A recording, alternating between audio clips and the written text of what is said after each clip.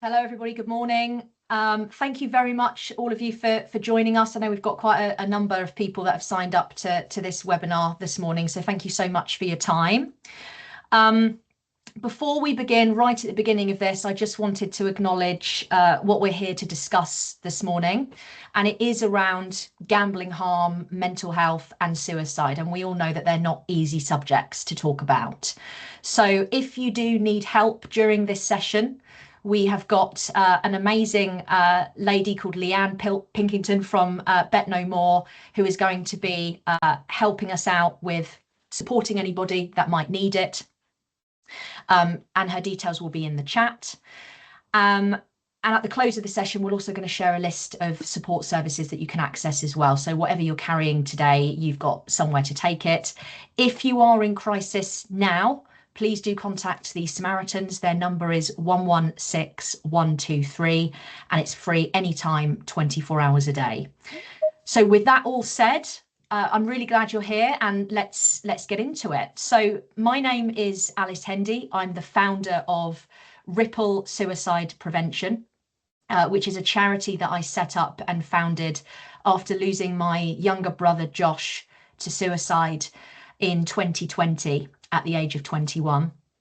And in the years since that point, really, I've dedicated my life to understanding why people reach crisis point and what we can do, both practically and meaningfully, to change that. Ripple works in the digital space. It intercepts harmful online searches at the moment that someone is in crisis, and instead it redirects them to support services.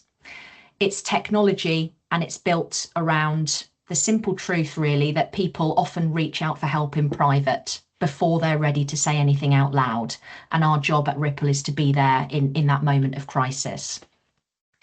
So what brings us here today is gambling harm. And that is one of the most hidden contributors to suicidal crisis, actually, that exists.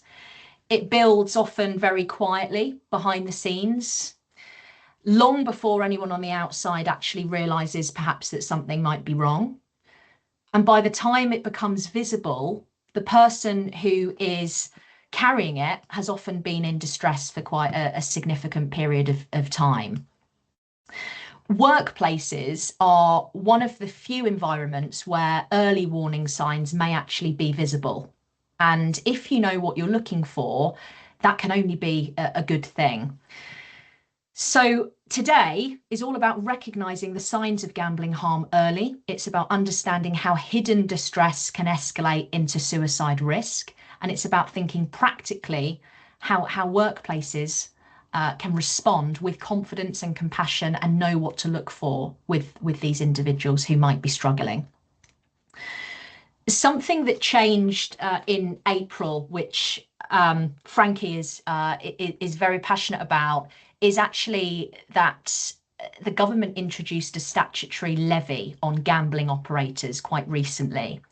And the idea of this is to raise between 90 and 100 million pounds annually by 2027, where it would be split 50% to the NHS for treatment, 30% to prevention of gambling harms, and then 20% to research of gambling harms. This levy came in to enhance a public health approach, and the fact actually that this legislation was needed in the first place, I think tells you everything you need to know about the scale of the problem here that we're dealing with. Gambling harm is no longer something left to goodwill, and that response has to now include the workplace as well. So with that in mind, I'm really glad to have two brilliant people here with me today to talk about this in a lot more detail. And I'm going to ask both of these gentlemen to introduce themselves. So Frankie, would you like to go first? And then Clark, please. Hi, good morning, everybody, and thank you, Alice, for inviting myself and Clark along to be part of the session today. So I'm Frankie Graham, the founder and chief executive of Bet No More UK. We are a gambling support and training service based in London, but we work nationally and internationally. The organisation was founded by myself in 2013 as a response to my own personal lived experience. I had an early exposure to gambling as a child, started going into betting shops in my mid-teens, and unfortunately developed an addiction to gambling and the associated harms from about 17, 18 years onwards. So that lived experience stayed with me until my mid-30s, and 2006 I went into recovery and subsequently also retrained and moved into the social care and charity sector. So in 2013, there was very, very little, particularly in terms of community support, being offered to support those harmed by gambling. So that became our focus as an organisation, and we've just grown from there. So yeah, at the moment we are providing free services funded by the new prevention and treatment levy, and we are also funded to work in Scotland as well. So I'm sure I can provide more details as we move forward. But yeah, thank you again, Alice, for the opportunity to speak today. Thanks, Frankie. And Clark? Yeah, good morning, Alice. Morning, Frankie. Yeah, Frankie's my boss, everyone on the call, so I'm on my best behaviour today. Good morning, everybody. It's a pleasure to be part of this conversation. My name's Clark Carlisle, and I have a working background of professional football, as a professional footballer for 17 years. In that time, was elected chairman of the Players Union, the PFA. After football, I went into broadcasting with ITV, and then over the past 12 to 14 years, I've been actively working in the mental health space. And this is all born off my personal lived experience. You know, throughout my professional career, I live with recurrent complex depressive disorder, which resulted in multiple suicide attempts. And that adverse mental health was compounded by my gambling behaviours. Some very significant times in my life and career, which I'm sure we'll go on to talk about in more detail. So it's been a passion of mine to not just spread awareness about mental health and adverse mental health and gambling harms, but more than that, to upskill people. You know, awareness is nothing without that knowledge of how to catalyze that into action, and that's what I hope comes out of today. And one thing I did want to point out, because you know we have a profoundly autistic daughter, and neurodiversity will come into this conversation. You know, our neurodistinct family and friends have a greater susceptibility to the prospect of gambling harms. And in talking about mental health support, you know, my wife and I had said for like 10 years, oh, you must talk to someone, you must talk to them face to face. When actually, you know, when someone is neurodistinct, that could be the hardest thing that we're asking them to do. So yes, Samaritans are out there, you can call them, but also there's a text service on Shout. If you're in crisis and you would much rather have a text conversation, just text Shout to 85258 and someone will support you via a text conversation. But I'm rambling a little bit, you know, for Frankie invited me to be an ambassador of Bet No More 2 years ago. And in growing that relationship, I've managed to convince him that I'm worthy of a wage. And now I'm part of the team and really supporting a phenomenal team at Bet No More that's anchored in lived experience. And I'm sure that will come out again in the conversation today. You know, that there's a totally different connection and interaction when someone's speaking from empathy, a position of lived knowledge that allows connection and support to grow. And hopefully we can share that with you all today as well. So thank you, Alice. Thanks both. Really appreciate you joining us for this morning, and also for, you know, bravely sharing your own experiences of what you've gone through in an attempt to help other people. So the first question then that I want to ask you both is around the workplace. I mentioned at the beginning of the call that we want to try to empower workplaces to understand a little bit more around gambling harms. And really the question then that I want to ask you is, what do most workplaces not know currently about gambling harms and gambling in general? Do you want to take that one, Frankie, first? Yeah, sure. Well, look, gambling for such a long time was that hidden addiction. We've spoken a long time in the space about a public health approach, and hopefully, as you mentioned earlier, Alice, the levy is part of that direction of travel now, where we start to fully embrace what the public health approach means. It does, it strikes me, mean looking at societal and population health problems. And for a long time, my personal experience was that the workplace made gambling even more hidden than outside of the workplace. To give you an example, speaking from my lived experience, when I entered the workplace as a young boy, 15, 16, back in the day when it was quite easy to pick up a part-time Saturday job, almost straight away I was involved in different gambling cultures within the workplace, which would range from everything to popping to the betting shop at lunchtime to getting involved in sweepstakes. This is pre-national lottery. But what I learned very quickly was, for somebody who had gambling as an issue, somebody that was living with an existing gambling problem, the workplace for me exacerbated that issue. It did not address it in any shape or form.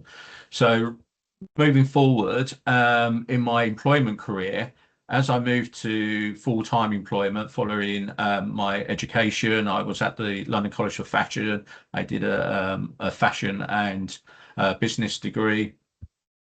Again, as soon as I entered the workplace, gamblers seemed to I seemed to be attracted to other gamblers, and we had a lot in common in terms of our behaviors, our sort of beliefs and attitudes towards gambling, but also, just as crucially, looking for opportunities to gamble in the workplace. And this is pre-smartphone. So looking at a period, say, I don't know, 1995 to 2005, the betting shop was, of course, one opportunity for us. So what would that mean in practical terms? That would mean us going to the betting shop and during our break, taking time away from work, and crucially coming back from the betting shop into the workplace, often in a state of distress because of losing money, in a state of anxiety because maybe we had taken too long for lunch. I mean, it actually got to a point where I was given a pager because I was taking so long for my lunch break. So, you know, there was a lot of immediate ripple from the gambling to my work performance. And that was really something that continued throughout my employment career. There was a really extreme episode, which maybe I'll let Clark talk first, but where gambling actually led to workplace criminality, and I was actually led away from my workplace as a result and faced criminal charges. But let me pass you on to Clark, and maybe we'll come back to that. Thanks, Frankie. Yeah, so Clark, it'd be interesting to hear what you have to say on this one, because obviously your workplace for a long time was football clubs. Yes. So what did they know or not know about gambling, and what were your experiences there as a professional footballer? My experiences were that in an industry where gambling is normalized, and not only that, it actually underpins nowadays a huge section of the sector, the sector in its entirety. Behaviors were often overlooked, and that operates on multiple levels, Alice, because you know, the football club or the governing bodies, they don't want to address the relationship with gambling operators because the financial aspect of it is so important. They need to retain that connection. But as a player, there was a real hesitance within my teammates to identify problematic gambling in another teammate, because to do that, you're probably going to have to look at your own. And there was almost like an omerta where we didn't really go into depths about what was going wrong with it, but we actively and openly shared the moments that were going right. And, you know, there was a lot of social interaction that was anchored around gambling locations, etc., etc.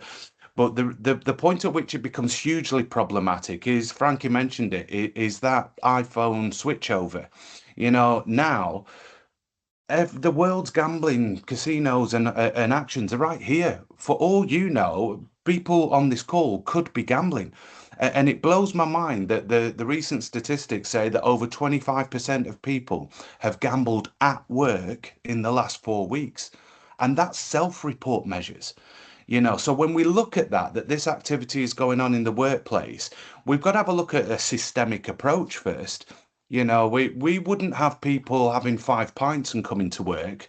No, actually, we've got an alcohol and substance policy, and we address it in that manner. Do we have a gambling policy? Because it's much more likely that your colleagues and your employees will be engaging in that activity whilst at work than alcohol or substance, because that's clearly identifiable.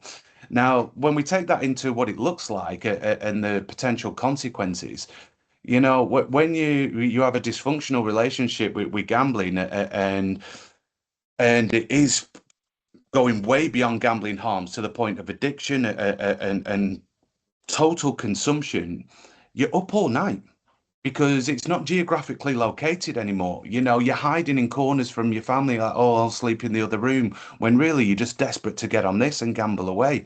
Which means when my alarm goes off at 6:30 and I haven't shut my eyes, and then I'm going into work fatigued, I've got my head full of losses, and all of the complications that come with that. Can I put petrol in the car? What if my wife sees the bank statement? How am I going to pay this colleague? What am I going to say to them when I said this last week?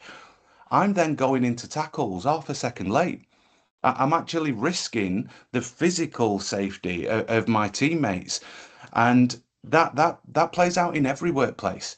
This is actually a health and safety risk for us. That it's more presenteeism than absenteeism, Alice, that we really have to worry about, especially in sectors, like construction or sectors like blue light services, where it's those split-second clear decisions that are going to have huge ramifications if they're not made with a clear mind. Yeah, absolutely. And what would you say then for individuals would be some of the key risk factors where somebody would be more likely to fall into gambling harms, or not feeling in control of their gambling anymore? What are some of those risk factors, do you think? I think gambling addiction is very complex, like any addiction, and individual vulnerability, individual life circumstances can play a part. There could be a genetic component there as well. So really, I think when, for example, we work with clients or peers, our starting point is seeing that person where they are, trying to get an idea of their life history and seeing where there has been some influence from life events or from life circumstance.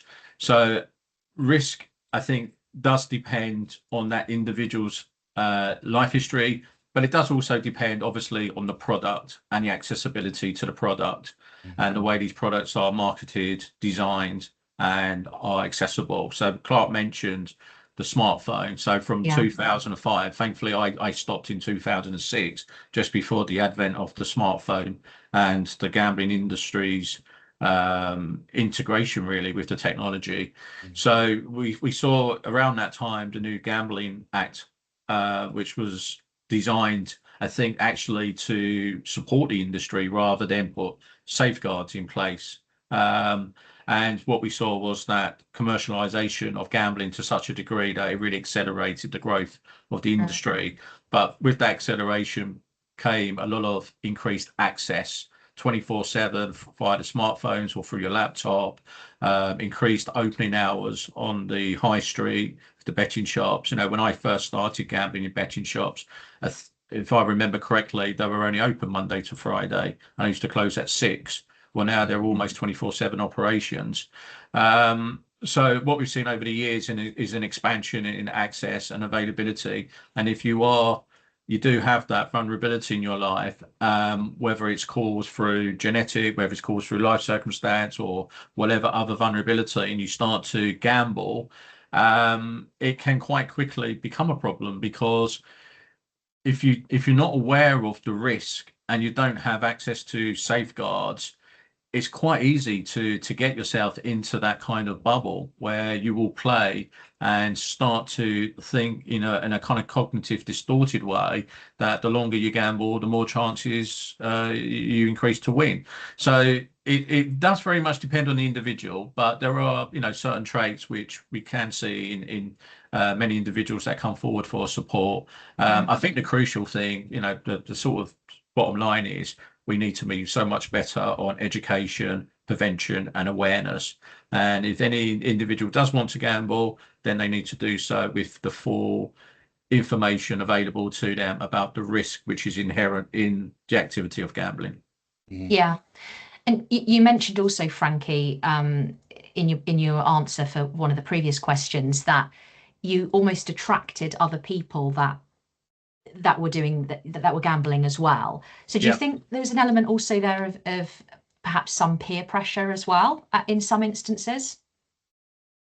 Yeah, and when I reflect back to my gambling history, it was nothing really in comparison to what's available today. This is pre-social media, this is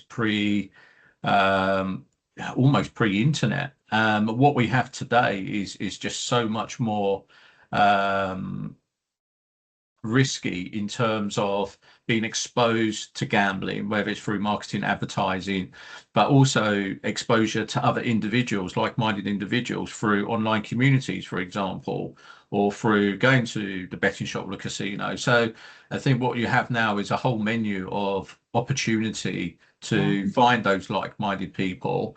And once you do, there is, I guess, elements of peer pressure. But for me personally, as a gambler, I was very isolated, siloed. Even if I was standing in a very crowded gambling environment, in my mind at that time, I'm very siloed and very focused on the activity itself. And, there would be, for me, there was no kind of social element, despite the fact I was standing in very crowded environments.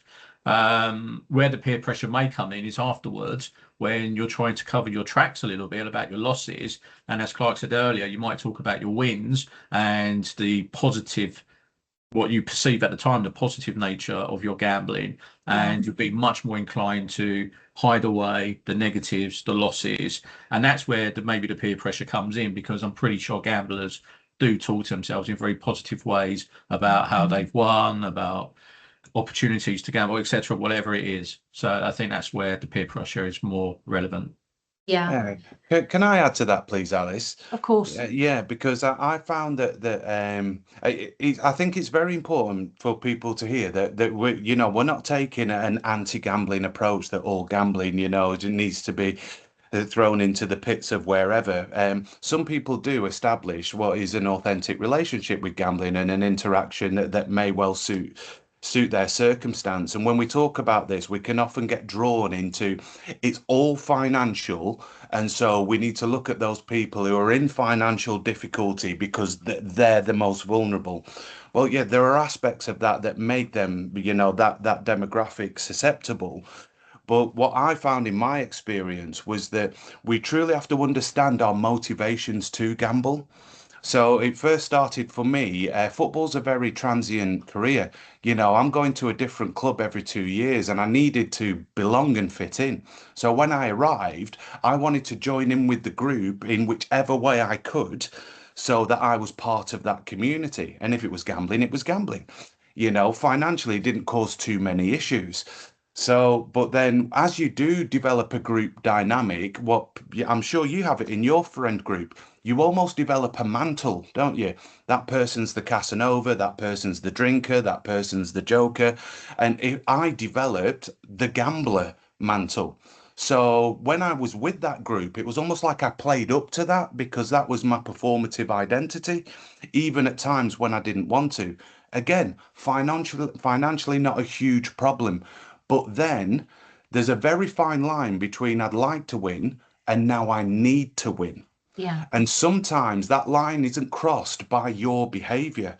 So for me, when I came to the end of my career, it was my contract value that dropped off the edge of a cliff. But my gambling behaviors are still the same.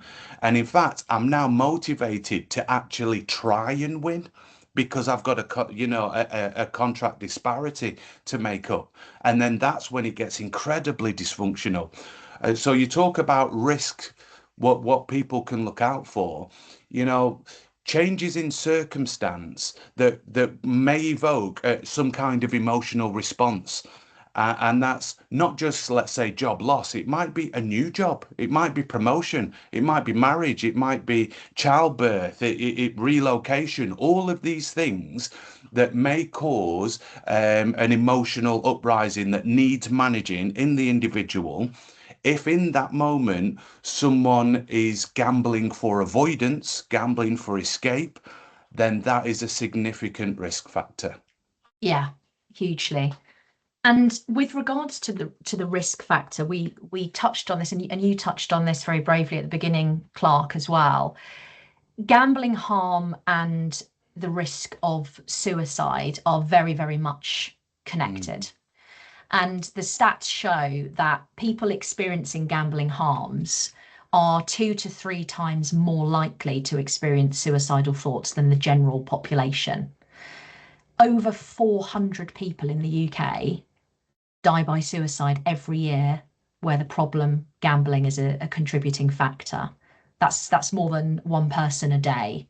And it often gets missed in workplace well-being. You mentioned earlier, Clark, most workplaces have got alcohol policy at work. That there very rarely is a gambling policy in existence there. It's still treated almost as a lifestyle choice as opposed to a health issue.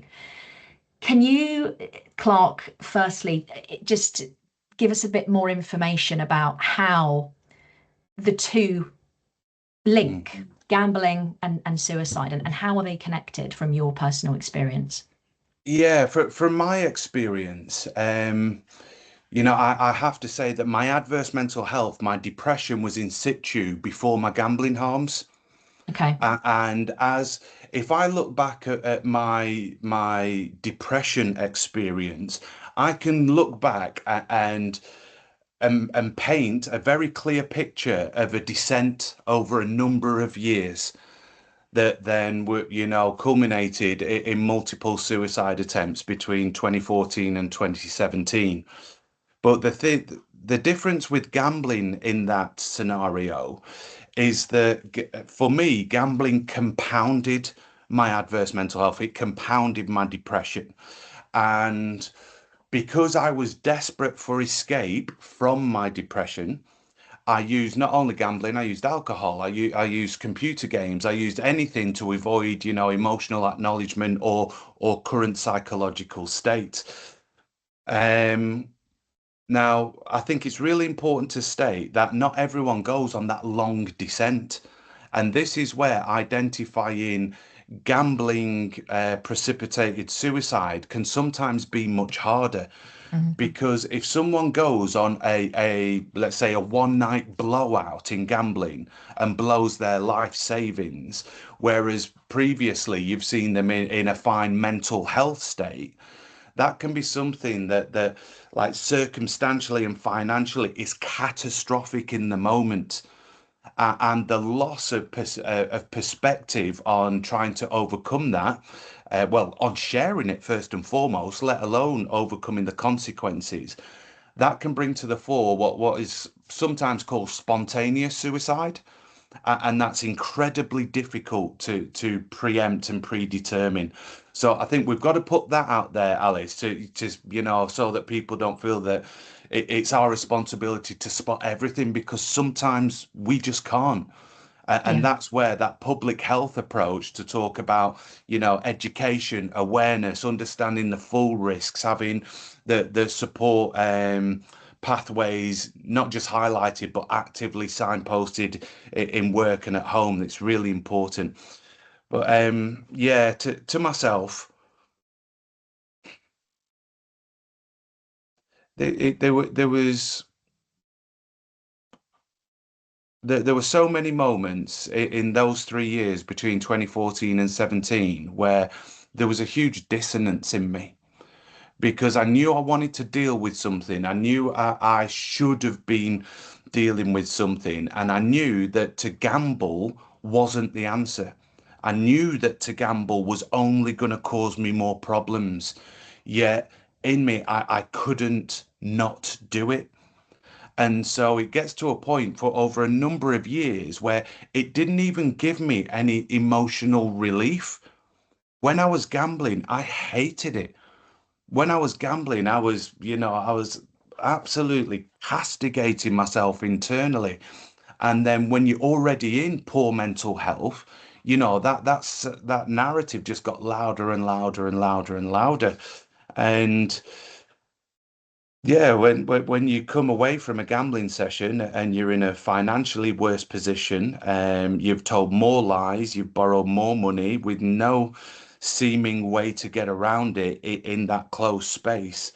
Um, it repeatedly pushed me to the edge, repeatedly, and I don't know. I don't know how to articulate this without it sounding trite. Everybody needs to hear that the only irreversible gambling harm is suicide that's completed. Everything else we can start to move forward and try and piece things together. It might not come back how we want it, but we can start the work on it. But completed suicide is the ultimate gambling harm, and we need people to know that that is never the answer. Yeah, absolutely. And I'd imagine, Frankie, with the amazing work that you do at Bet No More, you've probably seen the correlation between gambling harm and the risk of suicide. So have you got anything to add to Clark's comments there and from his experience? Yeah, I mean, I think as Clark has borne out there, it is a bit of a chicken and egg scenario. Does gambling trigger mental health issues, or does it exacerbate something that's already there? And I think again, this is why it's so important. Where we can, we work with individuals to try and understand their narrative and their life story, because again, as Clark said, you can potentially be gambling with no problems, but through a life circumstance, suddenly your gambling becomes that coping mechanism. And before you know it, you're binging, you're looking through um, cognitive distortions that have emerged as you have repeated exposure to gambling. I mean, I think for myself, my addiction was really born out of childhood, and my beliefs and attitudes were formed at a very early age. My father unfortunately took me into betting shops as a young child, and that early exposure led to me thinking. And also, I gambled in school as well. In the school playground, it was either football or gambling. So you probably had playtime try and do a bit of both. And that early exposure to gambling definitely formed beliefs and attitudes within me that gambling was a legitimate way to get money. And I came from eventually a one-parent family, so money was an issue for myself and my mother. And so as a young child, I would not want to go to my mother and ask for pocket money. I'd much rather try and seek that out for myself. So gambling became a very important element in my life at a very early age, and that did not leave me. In fact, as I got older into my teens and looking at my childhood development, that belief and attitude cemented and became stronger. And eventually, for me, gambling was so normalized that I never for one moment ever felt it was problematic, even though there were if I reflect now, I can see there were the emergence of gambling harms in my childhood. I was always, quite a good worker. I'd not one, but two paper rounds. I was working at the weekend and doing all sorts, but I never had any money. And the penny never dropped for me to look at the connection between my income and my gambling. It just did not occur to me. And I think, unfortunately, what we do see is that people can learn to live with this addiction for a long time. They start to normalize the behavior. As I say, they start to get into patterns of behavior which minimizes the harm. And then there could be reasons for that. It could be elements of shame, stigma, lack of awareness, lack of kind of confidence to change their life circumstance. It could be any number of reasons, really. But the crucial thing, I think, is when we start to, or when that person starts to fear that something is not right in their lives, that when they reach out, they can reach out and get a credible response, whether that's from their GP, whether that's from the workplace, as we're talking about today, or whether that's from, another sort of friend or agency or wherever it is. But workplace is so important because of that, because we spend obviously so much of our lives at work, and it is that opportunity, it is that window of opportunity to give individuals more awareness, more education. And we need to ensure that all workplaces, I think you mentioned it earlier, Clark, start with gambling at work policies. They have proper HR and HR training to ensure that this is put on alongside other issues such as mental health, alcohol, drugs, that there is a normalization of being able to talk and ask about gambling in the workplace without it being seen as a demonizing issue. Individuals are quite cautious about coming forward. We know that employees are cautious about coming forward because they're worried about the risk to their reputation, the risk to their employment opportunities, that kind of thing. But if it's more normalized, like it is to go to the races or to go to the casino as part of a work outing, why shouldn't we also be asking, are you okay? Are there any concerns about gambling that you'd like to talk about, and really start to have that confidence to ask about it in the workplace? Mm-hmm. And the approach taken in the workplace is fundamentally important, because just like Frankie alluded to, in fact, there are certain sectors where if you talk about gambling because of the financial connection, it makes you a risk to the organization, in finance, in the financial world, in the legal world, etc. So we have to ensure that the policy that's implemented is identify and support, not identify and punish, because people will not come forward if it's going to impact their job prospects. And, we've spoken about having a parity of esteem with, let's say, the alcohol and substance policy. But from my experience, gambling was far harder to address than any of the other maladaptive coping strategies that I had.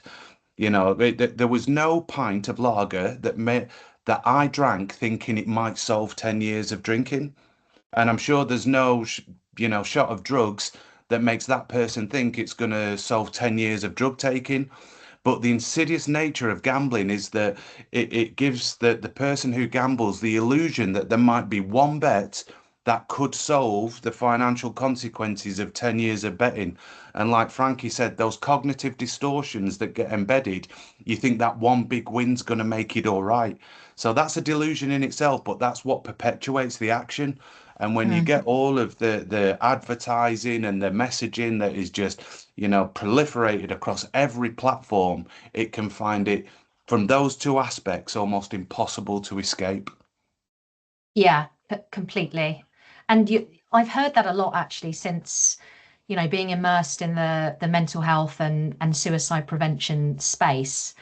I've spoken to and worked with lots and lots of people with a range of addictions, and many of them have had multiple, and every time the one addiction that people say is the hardest is gambling, without a doubt, in comparison to the others. One of the things that I did want to touch on today, which I can talk briefly about following my experience of losing my brother to suicide, is some of the signs actually of suicide, because it isn't necessarily just the person that looks sad. Quite often they're displaying signs and behaviors that are the complete opposite, that might be indicators. And we're not necessarily taught to recognize the signs of suicide. So often they're missed. And absolutely, there were signs my brother was displaying that I missed. So in terms of what people could be looking for from a a suicide risk perspective, things like withdrawal from the people that they care about, but also things such as giving things away or selling their items, which again can also link to gambling harms in order to fund some of their gambling habits that they have, putting their affairs in order. A sudden calmness after visible distress, I think, is really key. I remember it was actually a week before Josh took his life. He said the words, "I've never been happier at the moment," which obviously was completely not the case. And he had plans to end his life.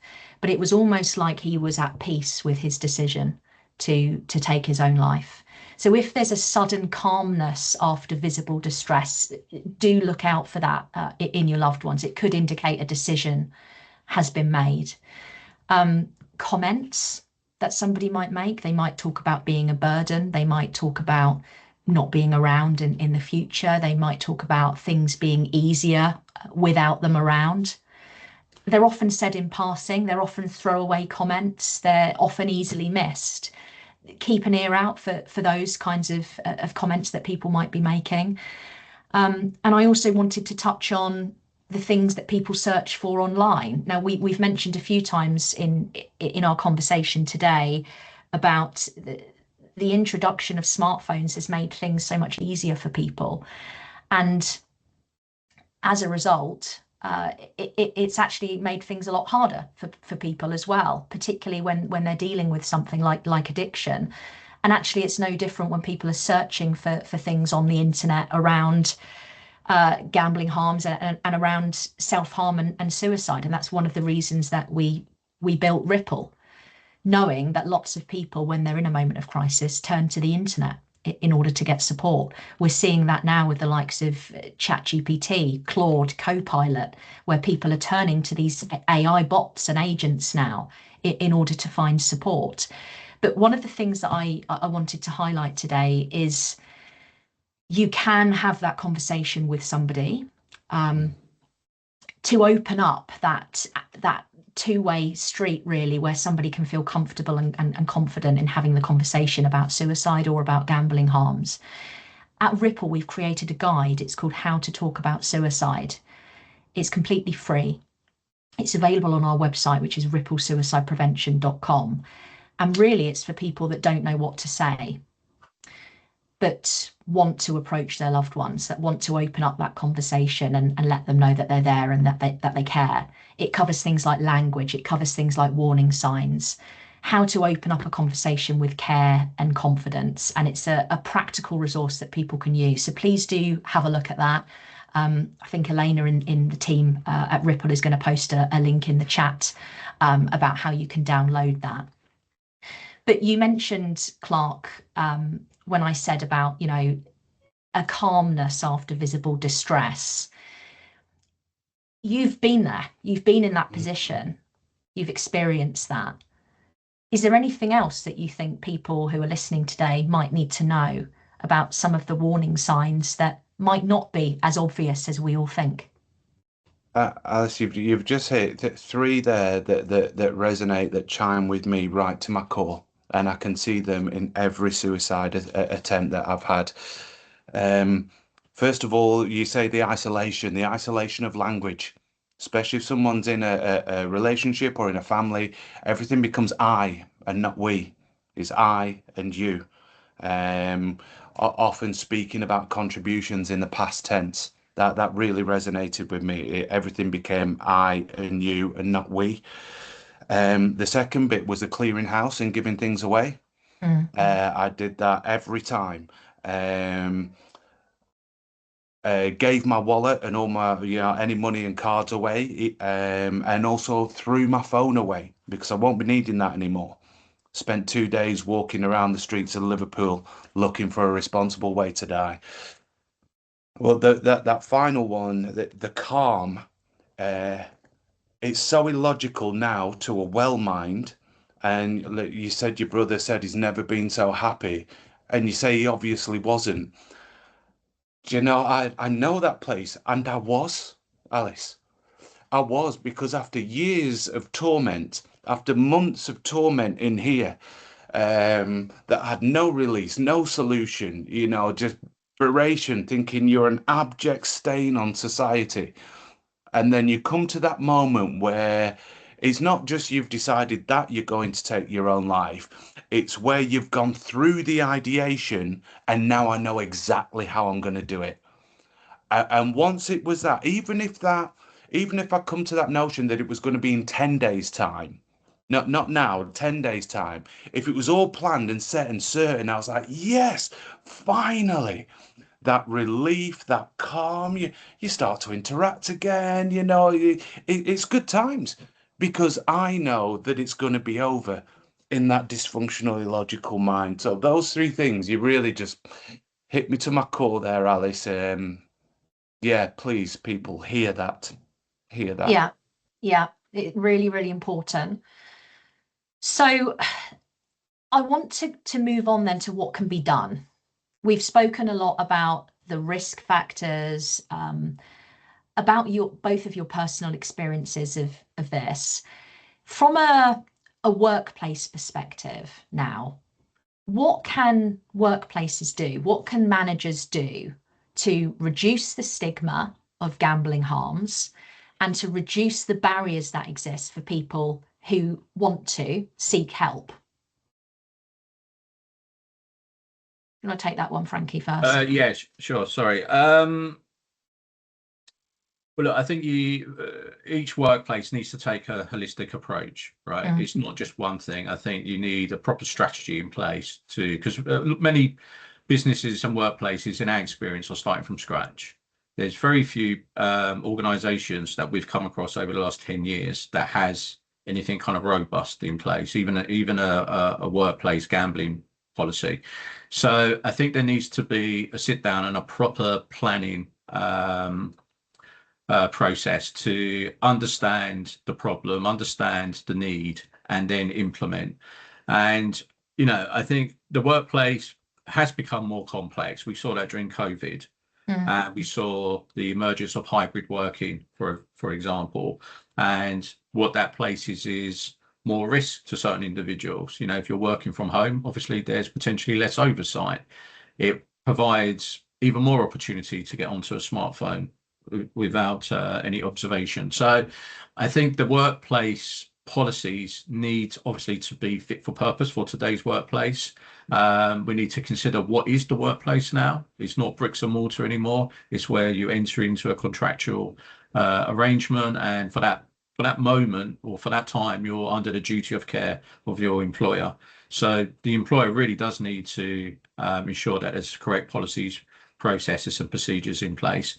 I think gambling, as I said earlier, needs to be elevated to alongside drugs, alcohol, mental health. That would be a starting point, and then really go through a systematic process of ensuring there's policies in place, there's proper training to upskill and upcycle awareness and knowledge about this issue, and just as importantly, some skill-based training to actually have the confidence to ask the question, and through whether it's MEC or through other kind of BI, brief intervention training, actually have the confidence to start up a conversation about gambling with an employee without feeling you're, you know, committing something which is going to be, you know, perceived in the wrong way. Because the reality is, for individuals that are suffering from gambling and gambling harm, there's a good likelihood that this has been going on for some time, and it typically tends to be a progression to go from safe gambling to pathological gambling. And at points along that continuum, there are opportunities to be asked. There may be a situation where the gambler is not ready. There's still a state of ambivalence, and being asked that question, they may, you know, pretend everything's fine. They may go back into their shell, but you never know where they are on that continuum. So unless you ask the question, you don't know. And the one thing that I personally, when I look back on my sort of gambling history, I can see there were opportunities, particularly in the workplace, to be asked that question, but nobody had any idea what was going on. Even when I got to a point where I was committing fraud in the workplace to fund my gambling, even when I was taken to the HR department and arrested, and I mentioned gambling, nobody knew what to do with it. I said, this is gambling related. I confessed straight away. Nobody knew what to do with it.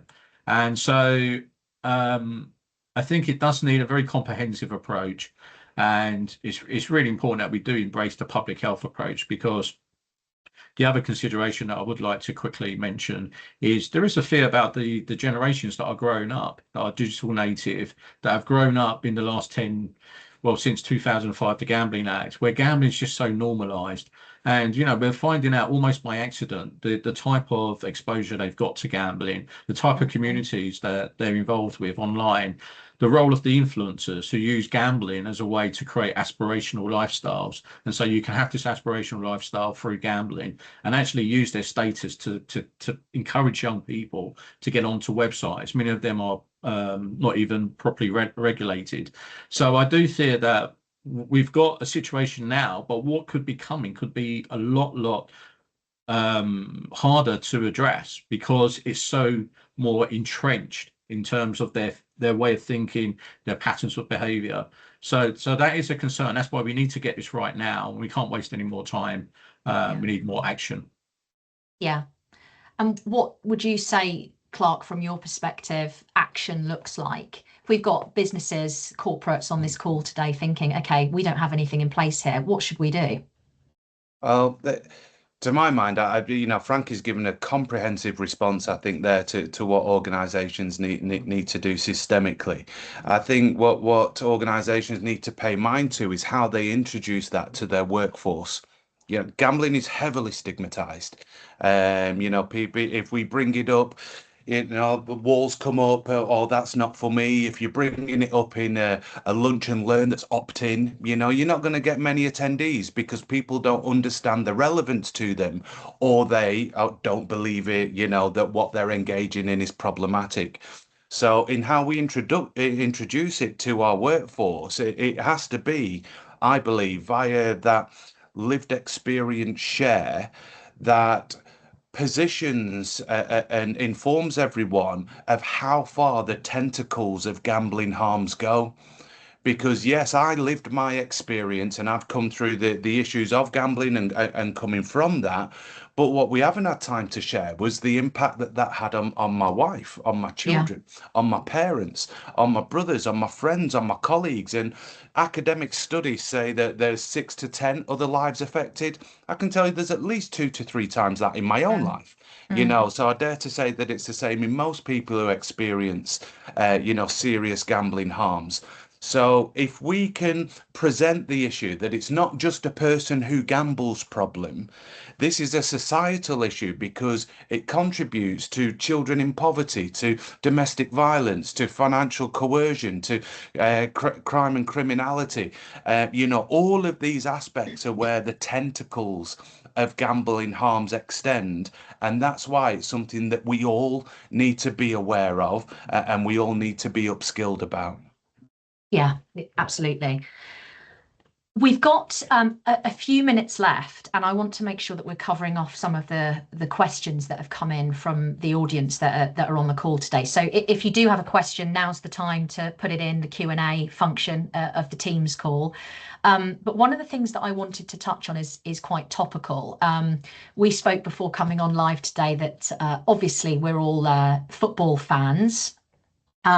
Got to pinch myself a little bit that I'm on a webinar with an ex-pro here. Unfortunately, Frankie is Arsenal and I'm West Ham, so we haven't really got much in common, unfortunately, this season, with one being the champions and one going down. However, the season's finished and we are now approaching the World Cup in less than 2 weeks now. And you mentioned, Frankie, in one of your answers on this morning's webinar around sweepstakes. They are becoming and they are viewed as quite harmless social activities, and they're quite common in workplaces. What are your views on those? Well, again, talking to my lived experience, I used to take sweepstakes very seriously, because for me, that was a way to try and win back some losses. Yeah. And I would do whatever I could to try and win that sweepstake. So for me, they were not a safe form of gambling. They were part of my portfolio of gambling services and products that I would try and engage with.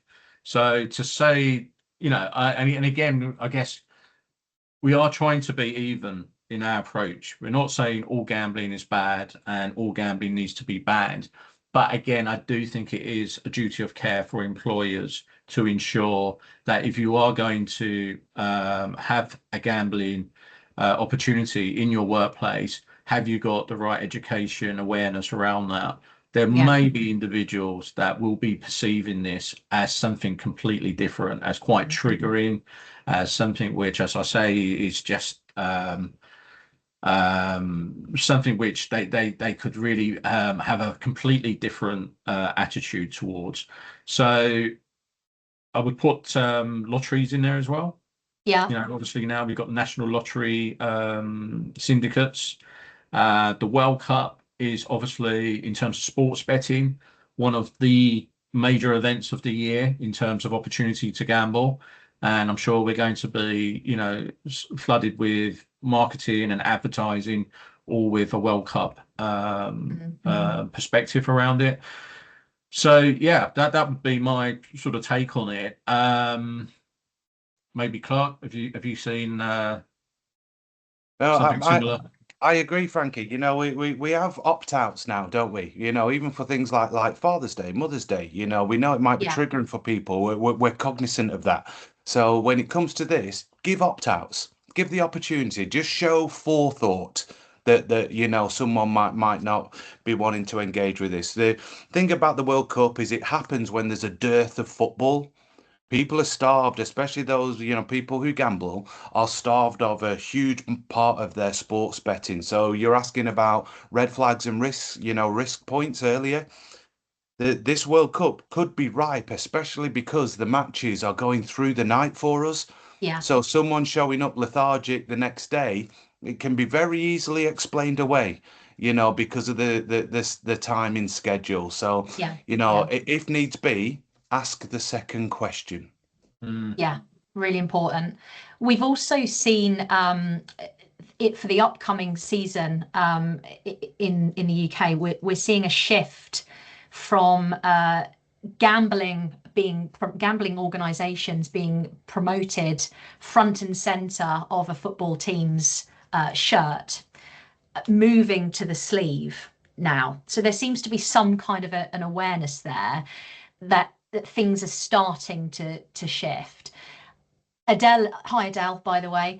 Adele has come in with a question. How can we reduce the public advertising of gambling? Because it is front and centre and it is everywhere. You watch a game of football, you can't see any advert without it being gambling related every single time. What can we do to try and prevent that and reduce that? Well, we shouldn't be acceptant of it moving from here to here. Certainly the first 3 matches of the last Premier League season, not the one just gone, over 3 million gambling messages over the course of 3 games that equated to 1 every 1.6 seconds. And we think that's going to change because it goes from here to here. Categorically not. So we don't accept that as a solution. That's a compromise only on the football club's behalf with the gambling operator. Frankie mentioned it earlier, the public health approach. How many tobacco adverts do you see nowadays? They were obliterated from sports, but the tobacco industry still stands. So let's not feel sorry for them. Let's support the masses. Yeah, I think it's a very difficult question, Alice, because what we have seen again since the previous Gambling Act is a convergence between sport, media, and it's going to be really difficult now gambling, sports, media, sorry, so it's going to be very difficult to unravel that because they're all kind of interdependent on each other. Yeah. Practically every sporting event is sponsored by a gambling operator. Yeah. And you use the analogy of tobacco, where it does remind you of the late 70s, early 80s, where I, for example, remember Formula One, and used to have the cars going around the circuit with Benson and Hedges on, and we're kind of in that place now. But I think the best way to address it is to collate evidence. And the public health approach, by bringing in statutory, voluntary, other stakeholders into the space, we need to be better now at collating the evidence of how this impacts society, how this impacts communities, how it impacts families, how it impacts individuals, because then we can talk with a very credible voice about the harms that are being created and create a very powerful argument to start, addressing this. Because at the moment, it's a bit of a sweet, let's be honest, it's a free hit, isn't it, for the industry? Yeah, completely. Lots of work to do, I think, there from that perspective. Unbelievably, we're at time. I could speak to you both all day on this, but thank you both so much for joining us, for taking time out of your busy schedules to share some very personal experiences with both of you, with what you've been through and how you've come out the other side, and obviously your huge amounts of knowledge to help other people who might be in distress and might be going through something. So thank you both so much for your time. You're welcome. Thank you everybody for joining us. I hope you found this useful. We will be posting this conversation out on all of our social channels, and I think Bet No More will be as well, so that you can listen back to it in the future. And we will also be sharing all of the links to some of the resources that we've mentioned today on where people can get help and signposted support as well. So thank you very much everybody for joining us, and we'll see you again next time. Thank you. Thank you.